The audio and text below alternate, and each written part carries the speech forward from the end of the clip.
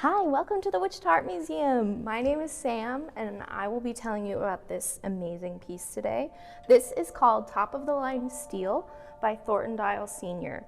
And before we get started talking about this artwork, I want to ask you a couple of questions that I want you to kind of think about before we get into specifics. So first, what do you think of when someone says they're an artist? Do you think that, they went to school for a really long time for it?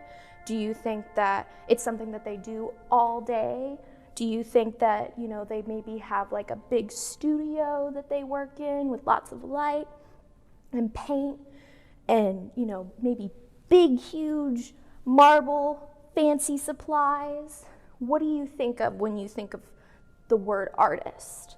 What do you think when you're walking down the street and you see some garbage on the side of the sidewalk or something?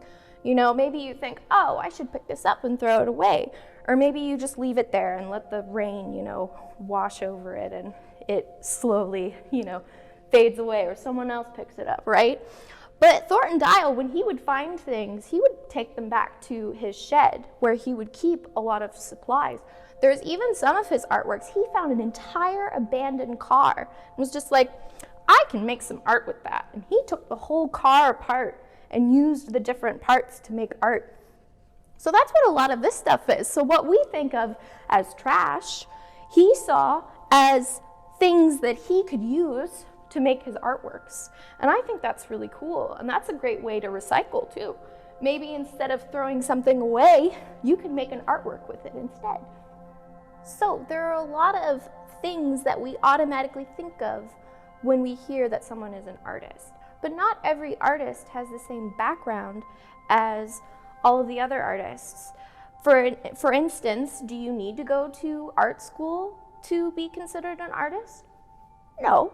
Do you need to go to some fancy place and use fancy materials to make art? No. You're an artist because you decide that you're an artist and because you're doing something that you love to do. And Thornton Dial, he didn't really go to school. He really only had second elementary school education. He really only went to the second grade.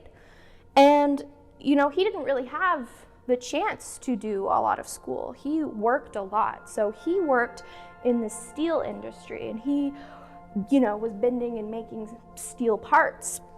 But in his free time, he would make his art.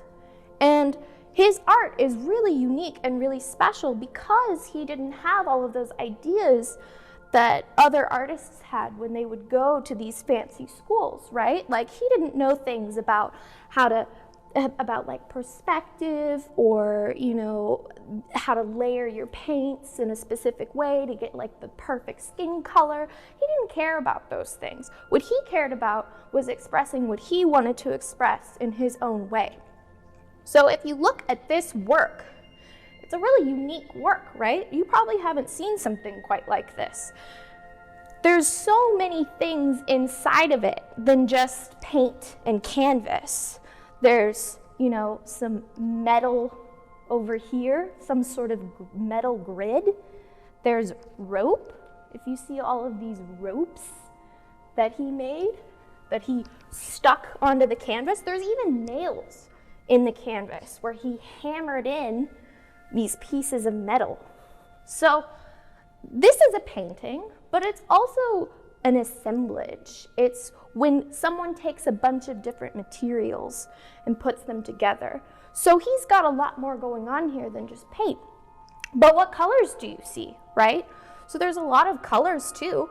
There's white and black and gray, and there's some red and some blue, right? So he's got a lot of colors going on. And what did he paint with those colors? How many faces do you see? There's a lot of faces. And what are those faces doing, do you think? Does this rope sort of make a whole person? There's a whole person here. Do you think they're dancing? Do you think maybe they're working with the metal that he stuck in the canvas? I don't know.